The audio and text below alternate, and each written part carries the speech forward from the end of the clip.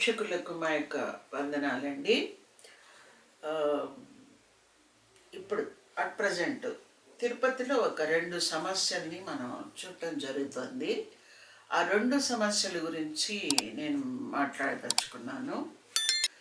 ఈ 2 సమస్యల్లో కూడా న్యాయము, ధర్మము ఇలా మనం మాట్లాడుకుంటే చాలామందికి అన్యాయం జరిగేటువంటి పరిస్థితులు ఉన్నాయి. కొండ మీద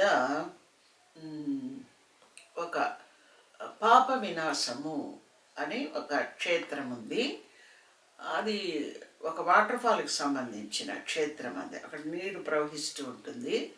ఇప్పుడైతే దానికి డ్యామ్ కట్టారు కాబట్టి ట్యాప్స్ పెట్టి అందులో నీళ్లు బయటకు వదులుతున్నారు. ఆ ట్యాప్స్ నుంచి వచ్చే వాటర్లో అక్కడికి వెళ్ళిన భక్తులు స్నానం చేసుకొని అక్కడ ఉన్న దేవుణ్ణి, ఆ క్షేత్ర పాలకుడిని పూజ చేసుకొని పోతూ ఉంటారు. ఆ పాప వినాశ క్షేత్రం వచ్చి ఒక ఫారెస్ట్ ఏరియాలో ఉంటుంది. అది ప్రధానమైనటువంటి ద లార్డ్ బాలాజీ అంటే వెంకటేశ్వర స్వామి టెంపుల్కి నాకు తెలిసి ఒక 3-4 కిలోమీటర్ల దూరంలో ఉంటుంది. అక్కడ షికారీలు అంటారు, నక్కలోళ్ళు అంటారు, కురివికారన్ అంటారు, గువ్వలోళ్ళు అంటారు. వాళ్ళు ట్రైబ్ కిందకి వస్తారు. ఈ ట్రైన్లలో అక్కడ ఈ పూసలు అవి ఇవి అమ్ముకుంటూ తిరుగుతుంటారు వాళ్ళు అన్నమాట. వాళ్ళు వ్యాపారం చేసుకుంటున్నారు. నాకు ఊహ వచ్చినప్పటి నుంచి, నేను కొండకు వెళ్ళడం మొదలుపెట్టినప్పటి నుంచి, అంటే నాకు ఒక 17 వచ్చినప్పటి నుంచి అనుకోండి, ఇప్పుడు నేను 50-55 సంవత్సరాలుగా వాళ్ళని కొండ మీద నేను చూస్తున్నాను.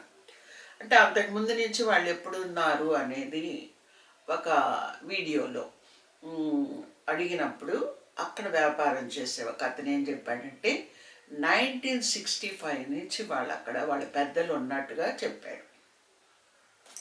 అంటే సుమారుగా చాలా ఏళ్ళుగా ఉన్నారనమాట. నా తెలిసి ఒక 4-5 తరాలుగా వాళ్ళు అక్కడ ఉండొచ్చు. 65లో ఉన్న వాళ్ళు ఇప్పుడు అక్కడ ఉండకపోవచ్చు, కానీ ఆ పెద్దవాళ్ళు వాళ్ళ సంతానం అక్కడ ఉన్నట్టుగా మనకు తెలుస్తోంది. ఎంతమంది ఉన్నారంటే 120 మెంబర్స్ అక్కడ వ్యాపారం చేసుకుంటూ, అంటే 120 షాప్స్ ఉన్నాయంట. అందులో ఏదో కొంచెం డేటా కలెక్ట్ చేసినప్పుడు, రేషన్ కార్డులు, ఆధార్ కార్డులు తీసుకున్నప్పుడు 78గా తేలిందంట. సో వాట్ ఎవర్ మేబీ అక్కడ ఉన్నదంతా కూడా షికారీలే, షాపులు పెట్టుకొని రన్ చేసుకుంటున్నారు. అక్కడ ఆ వ్యక్తిని, ఈ యాంకరు, ఈ వీడియో తీసిన వ్యక్తి, ఇక్కడ ప్రార్థనలు జరుగుతాయంటే పొరపాటును కూడా ఇక్కడ జరగవు, అలాంటివి జరిగే అవకాశాలు కూడా లేవు అని చెప్పాడు అనమాట. మరి అక్కడ ఏం జరిగింది అంటే, ఒక 2 అమ్మాయిలు యేసు ప్రభుకు సంబంధించిన పాటలు పెట్టుకొని రీల్స్ చేస్తున్నారంట. వినాశనంలో 20 మంది అన్య మతస్థులు ఉన్నట్లు సమాచారం. ఫారెస్ట్ సిబ్బంది సహకారంతో వారంతా అక్కడికి చేరుకోగలిగారన్న ఆరోపణలు కూడా వస్తున్నాయి. పాప వినాశనం ప్రాంతంలో టీటీడీ విజిలెన్స్ తనిఖీలు చేసి అన్య మతస్థులను గుర్తించింది. కూడా వాళ్ళు మాట్లాడే పరిస్థితుల్లో వాళ్ళు లేరు. జనజీవనంలో వాళ్ళు కలిసిందే ఇప్పుడు కలిశారు. వాళ్ళని పోలీసులు, కేసులు అంటే వాళ్ళు భయపడి పారిపోవడం తప్ప నిలిచే పరిస్థితి ఈరోజు కూడా లేదు వాళ్ళకి. వాళ్ళు ఆ అమ్మాయిలు దగ్గర వీళ్ళు ఫోన్లు తీసేసుకున్నట్టుగా మనకు తెలుస్తోంది. వీళ్ళు అక్కడ కనిపించింది, అలా రీల్స్ చేస్తూ దొరికింది 2-3. కానీ వీళ్ళు ఏం చెప్తున్నారంటే 26 మంది ఇక్కడ ఉన్నట్టుగా మాకు సమాచారం ఉంది అని పేపర్లో టీటీడీ వాళ్ళు చెప్పినట్టుగా పేపర్ వాళ్ళు, అదర్వైజ్ ఈ సోషల్ మీడియాలోనూ వచ్చినటువంటి ఇన్ఫర్మేషన్. నిజానికి ఎంతమంది ఉన్నారో మనకు తెలియదు. కానీ వేరే పాస్టర్లని నేను ఎంక్వైరీ చేసినప్పుడు వాళ్ళు అక్కడ నక్కలోళ్ళ కాలనీలో ఉన్నటువంటి పాస్టర్ని వీళ్ళు కలిసినప్పుడు లేదా మాట్లాడినప్పుడు అంతమంది లేరు, ఒక 4 వస్తారు మా చర్చ్కి అని ఆయన చెప్పినట్టుగా మనకు తెలుస్తోంది. సరే, ఇప్పుడు అక్కడ ఉన్న వాళ్ళు కొంతమంది యేసు ప్రభువుని ఇష్టపడుతున్నట్టుగా వాళ్ళ యొక్క ఆచారాలను లో ఆచారాలు అంటే కుటుంబాలు వచ్చి ఉండవండి. వాళ్ళలో కూడా భర్త చచ్చిపోతే భార్య పోదు, అత్తో మామో వాళ్ళలో ఎవరో ఒకరు చచ్చిపోతే మిగిలిన వాళ్ళు పోరు, కుటుంబాలుగా పోరు. వాళ్ళకు వచ్చి వాళ్ళ సాంప్రదాయాల పట్ల వాళ్ళకి చాలా మమకారం ఉంటుంది, పట్టుదల కూడా ఉంటుంది వాళ్ళకి. వాళ్ళ ఆచారాలు సాంప్రదాయాలు అన్నీ చాలా భిన్నంగా ఉంటాయి. మామూలుగా హిందూ సమాజంలో ఉన్నట్టు కూడా ఉండదు. వాళ్ళల్లో వివాహాలు జరిగితే ఈ హిందువుల్లో వివాహాలు జరిగితే ఎలాగో పదార్థాలన్నీ తయారు చేసి పెళ్లి చేసి భోజనాలు పెడతారు, అలా పెట్టరు. వాళ్ళు ఏం చేస్తారంటే పెళ్ళికి వచ్చేవాళ్ళు బియ్యము, కోడి, బెల్లము అది తీసుకొని వచ్చి పెళ్లి జరిగే ఇంట్లో ఇస్తారు. అలాగే పెళ్ళి జరిపించేవాళ్ళు, పెళ్లి కూతురు వాళ్ళు, పెళ్లి కొడుకు వాళ్ళు ఏం చేస్తారంటే పెళ్ళికి పిలిచేటప్పుడు వీళ్ళు డబ్బులు ఇచ్చి వాళ్ళని పిలుస్తారు పెళ్ళికి. వీళ్ళు డబ్బులు ఇస్తే తప్ప వాళ్ళు పెళ్ళికి రారు. సో ఇలా చాలా భిన్నమైన సాంప్రదాయాలు వాళ్ళవి. మనం ఒక సమాజం గురించి లేదా ఒక సాంప్రదాయం గురించి లేదా ఒక class of people or category of people మీద మనం చర్య తీసుకునేటప్పుడు వాళ్ళ యొక్క కల్చర్ని కూడా మనం కన్సిడర్ చేయాల్సి ఉంటుంది. కాబట్టి వాళ్ళు అలా పూర్తిగా యేసుప్రభులోకి రావడం అనేది కొంచెం కష్టం కాదు, చాలా కష్టం. ఇప్పుడు రీల్స్ చేస్తున్న దాన్ని పాపం కింద, నేరం కింద, చట్టరీత్యా దాన్ని ఒక క్రైమ్ కింద చూడడం అనేది అది చట్టం అలా ఉందా అన్నది కూడా అనుమానం. దానికి నేను లాయర్లను అడిగినప్పుడు అక్కడ మత ప్రచారం చేయకూడదని మాత్రమే ఉంది, కానీ ఓ చెట్టు కింద కూర్చొని వాళ్ళ పాట పాడుకోవటం తప్పని చట్టంలో లేదు అని చెప్పారు. మరి వీళ్ళు వాళ్ళని ఏ విధంగా కొండ మీద నుంచి వాళ్ళ వ్యాపారంలో నుంచి వాళ్ళ షాపుల్ని వెనక్కి తీసుకొని వాళ్ళని ఏ విధంగా కిందకి పంపించేస్తున్నారు అన్నది నాకు తెలియలేదు. ప్రశ్నించే శక్తి లేనటువంటి వ్యక్తులు వాళ్ళు, బలహీనులు వాళ్ళు. అలాంటి వాళ్ళని సపోర్ట్ చేయాల్సిన అవసరం కూడా సమాజానికి ఉంది, సామాజిక శాస్త్రవేత్తలకి ఉంది. ఇక్కడ క్రిస్టియన్స్ గురించి నేను మాట్లాడటంలా. వాళ్ళు పాపం ఆ షాపుల్లో ఆ పూసలు, అవైలబిలిటీ ఉన్న గవ్వలు ఇలాంటివి అమ్ముకొని పొట్ట పోసుకుంటారు. అటువంటి వాళ్ళని యేసుప్రభు నువ్వు పాట పాడావని చెప్పి దింపేయడం ఏంటి? వాళ్ళు అక్కడ మతం సంబంధమైన ప్రార్థనలు ఇక్కడ జరిగాయా అంటే బల్లగుద్ది చెప్తున్నారు. అలాంటివి ఏమి ఇక్కడ జరగవు, జరిగే అవకాశము లేదని చెప్తున్నారు అక్కడ వ్యక్తులు. అలాంటిది వాళ్ళు పాట పాడుకోవటాన్ని ఒక నేరం కింద, దాన్ని ఏదో ఒక పెద్ద తప్పిదంగా చూపించి, అంటే చిన్న విషయాలను భూతద్దంలో చూపించి వాళ్ళని అక్కడి నుంచి దింపేయడము, అదేదో ఒక అశుద్ధమైన కార్యక్రమం లాగా.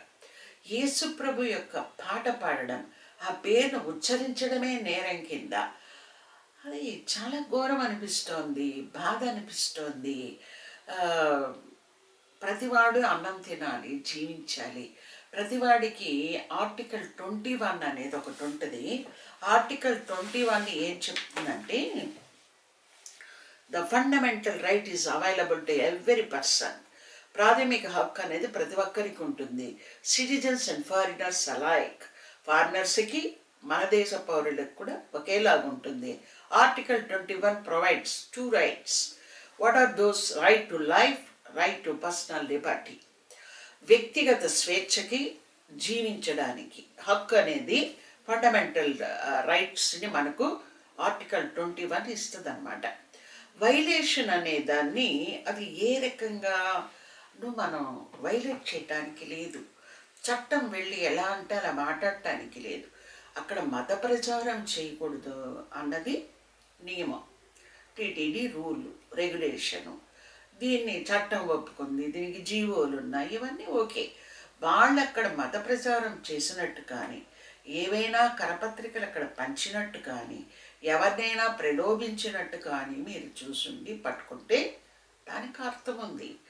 ఇద్దరు అమ్మాయిలు కూర్చొని పాట పాడుకోవడాన్ని నేరంగా పరిగణించటం అనేది సృష్టి ధర్మమేనా ఇది? సనాతన ధర్మమేనా ఇది? సనాతన ధర్మం ఏమని చెప్తుంది? సర్వే జన సుఖినో భవంతు అంటుంది. అందరూ జీవించాలి, సుఖంగా ఉండాలని కోరుకునేది సనాతన ధర్మం. ఒక కుటుంబము రోడ్డున పడడం అన్నది తన జీవన వృత్తిని కోల్పోయి రోడ్డు మీద పడడం అనేది ఏ రకంగా న్యాయం అనేది నాకు అర్థం కావటం లేదు. 1965 నుంచి అక్కడ మనుషులు ఉన్నట్టుగా తెలుస్తోంది. అది ఫారెస్ట్ డిపార్ట్మెంట్ కంట్రోల్లో ఉన్న ఏరియాగా కూడా చెప్తున్నారు. అంటే టీటీడీ వాళ్ళకి దానికి ఏ రకమైన సంబంధాలు ఉన్నాయి అన్నది నాకు పూర్తిగా తెలీదు. కాకపోతే అది పూర్తిగా ఫారెస్ట్ డిపార్ట్మెంట్ వాళ్ళ కంట్రోల్లో అధీనంలో ఉన్న ఏరియా. వాళ్ళు ఫారెస్ట్ డిపార్ట్మెంట్కి రెంట్ కడుతున్నట్టు కూడా అక్కడున్న ఈ 120 షాపులకి ఒక హెడ్ ఎవరో ఉంటారు కదా, ఆ హెడ్ చెప్తున్నటువంటి విషయాలు. ఇక్కడ ఆ హెడ్కి ఈ అమ్మాయిలకు కూడా చిన్న గడబిడ ఏదన్నా జరిగిందేమో అన్న అనుమానం నాకుంది. అదేంటంటే ఇక్కడ మీరు పాటలు పాడద్దు అలా చెప్పింటాడేమో అని కూడా అనుకోవాల్సి వస్తుంది. ఎందుకంటే ఇక్కడ వ్యక్తిగత స్వేచ్ఛని మరి ఎంతగా కాలరాయటానికి, మరి ఇంతగా అణిచివేయటానికి ఏ రకంగానూ చట్టాలు కూడా సహకరించవు. వాళ్ళు తిరిగి ప్రశ్నించలేనటువంటి బలహీనతలో వాళ్ళు ఉన్నారు. వాళ్ళు బీపీఎల్ వ్యక్తులు, వాళ్ళు బిలో పావర్టీ లైన్ ఉన్న వ్యక్తులు, పెద్దగా చదువున్న వ్యక్తులు కాదు, సమాజం గురించి జ్ఞానం ఉన్న వ్యక్తులు కూడా కాదు, అలాగే చట్టాల గురించి జ్ఞానము నాలెడ్జ్ ఉన్న వ్యక్తులు కూడా కాదు. వాళ్ళ పట్ల సమాజమే స్పందించాల్సిన అవసరం ఉంది. కేవలం ఇద్దరు అమ్మాయిలు వెళ్ళి పాట పాడడాన్ని నేరంగా పరిగణించి వాళ్ళ ఫోన్లు కూడా లాక్కోవటము, ఇవన్నీ చేయటము, 26 మందిని వాళ్ళ ద్వారా ఇన్ఫర్మేషన్ తీసి 26 మంది కూడా చర్చలకు వస్తారు అని చెప్పడము, ఇదంతా కాకుండా ఇంకొక విషయం జరిగినట్టుగా కూడా మనకు త్రూ సంబడి వాళ్ళకి సంబంధించిన వాళ్ళు ఏం చెప్తున్నారంటే, తిరుమల నుంచి కొంతమంది వ్యక్తులు వచ్చి ఆ అమ్మాయిల ఇళ్ళ గోడలు పగలగొట్టి లోపలికి వచ్చి బైబిలు అమౌంట్ తీసుకొని, అక్కడ ఒక 30,000 40,000 ఉన్నిందంట, అమౌంట్ కూడా తీసుకొని వెళ్ళిపోయినారు. మేము వాళ్ళ కాళ్ళు పట్టుకున్నాం డబ్బులు ఇమ్మని చెప్పి, అయినా ఇవ్వలేదు అని అక్కడున్న వ్యక్తులు చెప్పడం అనేది మనం వినడం జరిగింది. కానీ ప్రత్యక్షంగా వాళ్ళని కలవడానికి మనం ప్రయత్నించాం, కానీ వాళ్ళు భయపడుతున్నారు. వాళ్ళు ముందుకు రావటానికి, చెప్పుకోవటానికి వాళ్ళు భయపడుతున్నారు. లిటరల్గా వాళ్ళు వణికిపోతున్నారు. అంటే ఏదో జరిగిపోతుంది, వాళ్ళు ఏదో చాలా పెద్ద తప్పు చేసేసినట్టుగా వాళ్ళు భయపడిపోతున్నారు. వాళ్ళని దయచేసి క్రిస్టియన్స్ బాధ్యత మాత్రమే ఇదని అనుకోవద్దండి.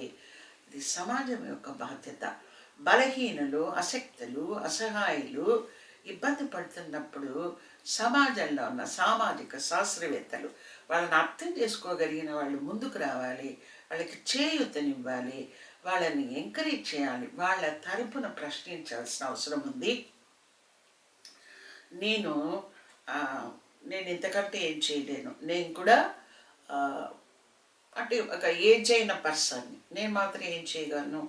నేను మన గౌరవ ముఖ్యమంత్రి నారా చంద్రబాబు నాయుడు గారిని, అలాగే గౌరవ డిప్యూటీ సీఎం అయినటువంటి ఉప ముఖ్యమంత్రిగా ఉన్నటువంటి పవన్ కళ్యాణ్ గారిని, అలాగే ఇక్కడ ఈ తిరుపతి ప్రాంతము వాళ్ళ సొంత ఊరు కాబట్టి నారా లోకేష్ గారిని కూడా నేను ఒక రిక్వెస్ట్ చేస్తున్నాను. దయచేసి మీరు ఆలోచించండి. ఈ చిన్న విషయాలకి దాన్ని పెద్ద చేసి వాళ్ళ కడుపు మీద కొట్టడం అనేది ఏ రకంగానూ ధర్మం కాదు. వాళ్ళని కావాలంటే పిలిపించండి, మాట్లాడండి. 21 ఆర్టికల్ ప్రకారం వాళ్ళకు ఉన్నటువంటి ప్రాథమిక హక్కులను చదువుకున్న వాళ్ళు, మేధావులు, పెద్ద పెద్ద శాస్త్రవేత్తలు, మానవ సమాజాల సంబంధాలని మానవ సమాజంలో ఉన్న సంబంధాలను చదివేటువంటి పెద్ద పెద్ద డిపార్ట్మెంట్లు ఉన్నటువంటి ఎస్వి యూనివర్సిటీలో ఉన్నవాళ్ళు కావచ్చు, ఇతరత్ర మేధావులు ఉన్నవాళ్ళు కావచ్చు, ఇంకా అందరు కూడా ఆలోచించండి. ఇది అంత ధర్మంగాను, ఇది చట్టపరంగా కూడా సరైనదిగా కనిపించటం లేదు. దీన్ని నలుగురు ఆలోచించండి, చర్చించండి, వాళ్ళకి న్యాయం చేయండి. ఇలాంటి అధర్మానికి లేదా అసౌకర్యాలకి లేదా చట్టపరంగా కూడా సరైన విధానం కాదు అన్న విధంగా తీసుకున్నప్పుడు వారికి న్యాయం చేయటానికి అందరూ ఆలోచిస్తారని, చర్చిస్తారని నేను మిమ్మల్ని అందరినీ కోరుతూ ఈ వీడియోని ఇంతటితో ముగిస్తున్నాను.